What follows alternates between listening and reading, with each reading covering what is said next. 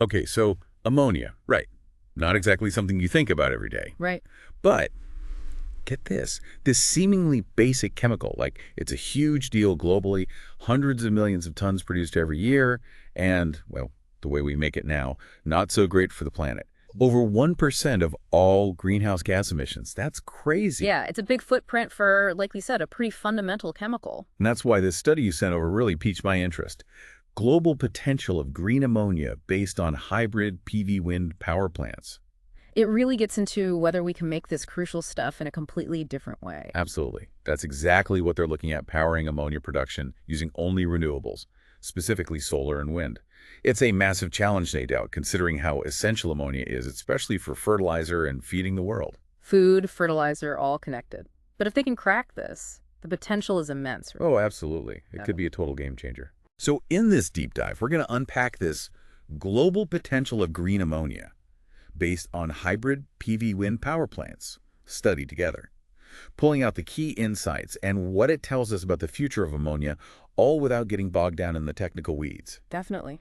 And trust me, there are some seriously surprising projections in here, like green ammonia could actually be cost competitive. Who knew? Definitely not intuitive. And just to be clear, this global potential green ammonia based on hybrid PV wind power plant study isn't some back-of-the-napkin idea. It's legit science, published in the journal Applied Energy. Right. They used real global weather data hourly. I mean, that's a ton of data. And then they built these really detailed models to project green ammonia production out to 2050, looking at the feasibility and the economics. Very thorough stuff. So before we get to this greener future, let's set the stage. How do we make ammonia now? And why is it, as this global potential of green ammonia based on hybrid PV wind power plants study highlights, such a big emitter? Well, global production was already massive back in 2016, about 176 million metric tons, and the demand hasn't exactly gone down since then. Most of that ammonia, almost 80%, ends up in fertilizers, keeping our agriculture going. The rest. It's used in various industrial processes, plastics, even explosives. It's a surprisingly versatile chemical. And the main method for making almost all of that is the Haber-Bosch process.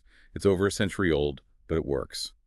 The key ingredient, though, and where the carbon problem really comes in, is hydrogen. Exactly. As the global potential of green ammonia based on hybrid PV wind power plant study points out, about 83% of the hydrogen used in ammonia production comes from fossil fuels, mostly natural gas, through a process called steam reforming. And another, like 16.5%, comes from even dirtier sources, coal gasification mainly. Nitrogen. That part's easy. We just grab that from the air. So nitrogen from the air, but to get the hydrogen, we're relying heavily on fossil fuels. Yeah. And like I said at the beginning, that has a huge impact on our climate. Yeah, huge. The study emphasizes that between the fossil fuels used directly and the fossil-based electricity often needed, ammonia production is contributing over 1% of all global greenhouse gas emissions. That's a lot for a chemical that doesn't even contain carbon itself. It really puts the need for cleaner production methods into sharp focus. Absolutely. It's vital if we want to reach our climate goals. Now, the authors of this study, Global Potential of Green Ammonia Based on Hybrid PV Wind Power Plants, they talk about a few different approaches to make the industry more sustainable. Can you give us a quick rundown? Sure. They basically break it down into three main categories. First, you have blue ammonia, still uses fossil fuels, but they add carbon capture technologies to try and snag the CO2 emissions. So, trying to clean up the old way. Yeah, exactly. But there are still concerns, about how efficient that capture is and what happens to all that captured CO2 long term. Then, and this is where our deep dive is focused, green ammonia. This uses renewable energy for everything, both the electricity and the hydrogen production. And lastly, there's a lot of research into completely new ways to make ammonia, like electrochemical methods. They could be more efficient, but they're not quite ready for prime time yet. Still in the lab, so to speak. Yeah, exactly. Okay, so let's zoom in on the green ammonia part, the heart of this global potential of green ammonia based on hybrid PV wind power plants study. How do they picture making ammonia with nothing but renewable energy? The core idea is using hybrid power plants that combine both solar and wind energy as the main source of electricity. They argue that this mix, compared to just solar or just wind, can provide a much more stable and reliable power supply. It makes sense. The sun's shining when the wind's not blowing, and vice versa. Exactly. They complement each other. So you've got your renewable electricity. What's next? How do you actually get the ammonia, according to the global potential of green ammonia based on hybrid PV wind power plant study? It's actually pretty straightforward. They use that electricity to power water electrolysis.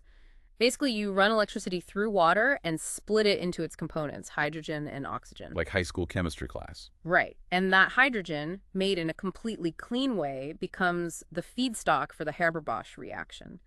The nitrogen, like before, still comes from the air using an air separation unit. So it's renewable electricity to split the water, get clean hydrogen, and then that hydrogen goes into making ammonia. Sounds simple, but I imagine there are challenges, especially with solar and wind power not always being, well, consistent. Absolutely. And the study addresses this directly. That's where these semi-flexible ammonia synthesis units come in. They're not your typical always-on industrial plants. These are designed to adjust their output to some extent, depending on how much power is available.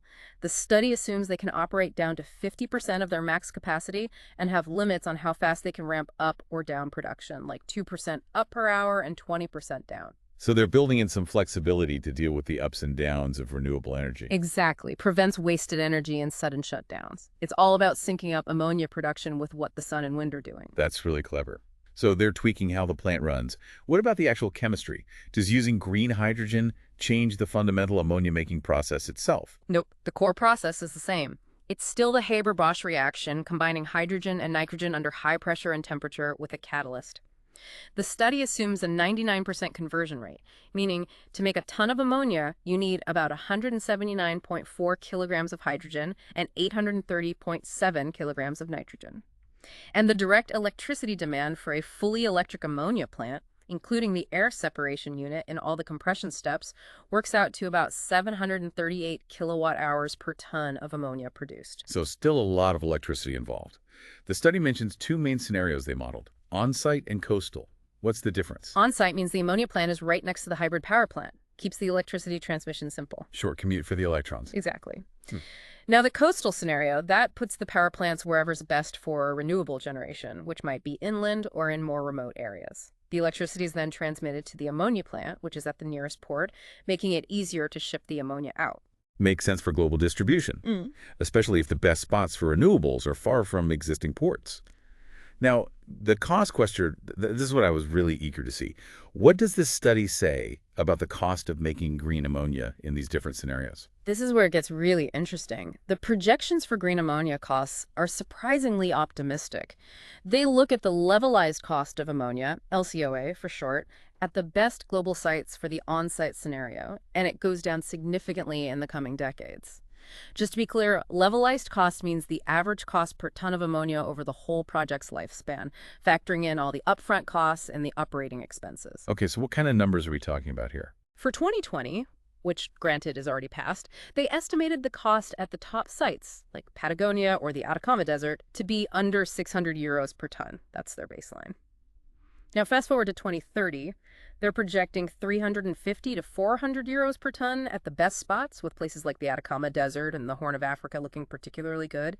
By 2040, it drops further, maybe 300 to 330 euros per ton. And hold on, by 2050, they're saying 260 to 290 euros per ton. Whoa, hold on. Those 2050 numbers are getting pretty close to the cost of ammonia made with fossil fuels today, right? Exactly. They point out that over the past decade, the average cost for the fossil fuel-based stuff was 300 to 350 euros per ton. So yeah, green ammonia could be viable in some specific markets as early as 2030 and potentially replace fossil-based ammonia entirely globally by mid-century, at least at current cost levels. That's a pretty big deal. Not just a small improvement, but a complete shift for this massive industry. Yeah. And what about the cost of sticking with fossil fuels? Doesn't the study also look at, like, a carbon price? They do. They look at what happens if you add a cost for those emissions. And they found that a carbon price of around 75 euros per ton of CO2 by 2040 could basically wipe out any cost savings from cheaper natural gas, meaning fossil-based ammonia wouldn't get any cheaper. So add in a carbon price and green ammonia becomes even more attractive economically. You make the polluter pay, and suddenly the clean option makes more sense. Makes sense to me.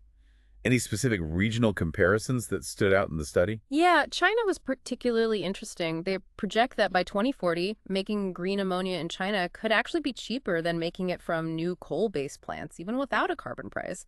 That's a big deal considering how much they rely on coal right now. China going green. That could change the whole game. Now, cost is one thing, but what about getting this green ammonia where it needs to go? The study mentions existing shipping infrastructure and how global trade might change. Right. Ammonia is already shipped around the world, mostly in special LPG carriers that keep it liquid at like negative 33 degrees Celsius. The study gives an estimated range for shipping costs on a long route, like Patagonia to the Netherlands, and it could be around 43 to 59 euros per ton, depending on fuel prices. Nothing, but not a deal breaker either, especially if the production cost is low, like you're saying. But didn't they also suggest things might shift to more regional production? Yeah, that's another interesting point because they found that by 2040, the cost difference between the best green ammonia production sites in 9 major global regions will be pretty small, less than 50 euros per ton. So that shipping cost, even if it's not huge on its own, suddenly starts to matter more, potentially making local or regional production more attractive than shipping it across the world. So we might see a shift towards more localized production, kind of like farm to table, but for ammonia. Exactly. Countries or regions with limited land or renewable resources might still need imports, but overall, things might become much more distributed. Okay, back to the tech itself. The study focuses on these hybrid PV wind plants. What do they see as the mix between solar and wind in green ammonia production? They think solar PV will be the dominant technology for most regions by 2030. The exceptions would be places with crazy good wind resources, like Patagonia or northern Canada, where wind will probably play a bigger role. This trend toward solar dominance is expected to continue and even get stronger by 2050, mostly because solar costs are projected to drop faster than wind costs. In some regions, like Africa, they even suggest that cheap solar plus battery storage could eliminate the need for wind entirely. Batteries. I thought the focus was on using the renewable power directly and having that flexible ammonia plant. What role do batteries play, specifically? In the on-site scenario, the role for batteries is actually pretty limited. It's mainly about smoothing out the short-term fluctuations in solar and wind power, making sure the air separation unit and the ammonia synthesis process have a steady supply of electricity. They didn't see a big need for hydrogen-fueled gas turbines in these low-cost regions, at least not in the on-site setup. So not about storing tons of energy for later, but more about keeping those essential processes running smoothly, even when the sun dips behind a cloud or the wind drops for a minute. Exactly. Okay, so what about the coastal scenario? Any difference in the tech mix there? Yeah, for those remote sites with lots of renewable resources, they do see a higher share of wind power in the mix, mainly because consistent wind can help reduce the overall cost of the electricity delivered, making those longer transmission lines to the coast more economical. Makes sense. More consistent output from wind means those longer lines make more financial sense. Yeah. Now, efficiency. What kind of overall efficiency are they projecting for these green ammonia plants? For a base load power to ammonia plant, they're estimating around 61% efficiency in 2030 based on the higher heating value of the hydrogen produced, going up to about 66% by 2050. That improvement mostly comes from better electrolyzer efficiency, they're assuming. But they also point out that the real-world efficiency for the on-site and coastal scenarios will likely be lower, maybe 50–58% in 2030 for on-site, and potentially even down to 40% for more remote coastal sites. Bit of a drop there. Yeah, it's because of things like curtailment. Sometimes you have to waste some renewable energy when there's more than the plant needs, plus losses in batteries and in those power to hydrogen to power cycles, and then the energy needed to compress the hydrogen. It's a balancing act between maximizing efficiency and keeping the cost down. Now, China. The study seemed to highlight that region quite a bit. Let's dive a bit deeper into that. Right. China is super reliant on coal for ammonia production right now, which means a lot of CO2 emissions. The study really underscores the potential for green ammonia to be a much cleaner alternative there. They project that green ammonia could be cost competitive with new coal-based plants in China as early as 2030, especially with even a small carbon price, and by 2040 it could be fully competitive without any carbon price at all. Given their pollution concerns and energy security goals, that's a pretty strong case for green ammonia in China. Definitely. It seems like a win-win for them. So if we can make green ammonia at competitive costs in many places, what about the logistics of getting it to where it's needed? They touch on existing infrastructure for shipping ammonia, which is usually done in those specialized LPG carriers that keep it liquid. They estimate that shipping from, say, Patagonia to the Netherlands could cost something like 43 to 59 euros per ton, depending on fuel costs. Not insignificant, but manageable. especially with lower production costs. But they also mentioned a potential shift to more regional production, right? Why would that happen? Because they found that by 2040, the production cost difference between the best sites in 9 major global regions is projected to be pretty small, less than €50 per ton. So that shipping cost, which isn't huge on its own, suddenly becomes a bigger part of the total cost, maybe making it more economical to produce ammonia closer to where it's used, rather than shipping it across the world. So we might actually see a more regionalized model for green ammonia. That would be a big shift. Yeah, it could reshape the whole industry.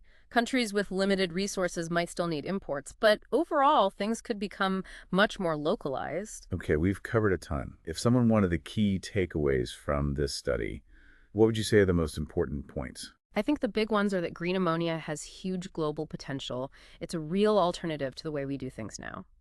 The costs are projected to drop rapidly over the next few decades, mainly because renewables and electrolyzers are getting cheaper. It could be competitive with fossil-based ammonia within the next 10 years in some markets, and globally by 2040, 2050. And lastly, the economics might favor more regional production and consumption in the future, not so much globalization. So for me, the big takeaway is that this isn't just some pie-in-the-sky idea. This study shows a real path to making a crucial industrial chemical, something essential for feeding the world, in a way that's not just green, but also economically viable. Exactly. It challenges that assumption that green always means more expensive. In this case, the long-term economics seem to favor the renewable route, especially when you factor in the environmental costs of the old way. And this has implications for all sorts of things. The energy transition, fuel markets, the whole idea of making industrial processes sustainable. Absolutely. Ammonia is a key part of the bigger picture of a sustainable energy system. So, for you listening, here's something to think about. Given all this potential, what do you think are the biggest hurdles to actually making this happen globally? Is it policy, infrastructure, or maybe even further technological breakthroughs? And what role could you play in your own field or area of interest in this shift towards a greener future for ammonia? It's definitely worth some thought. Definitely. It's a conversation that needs to keep happening.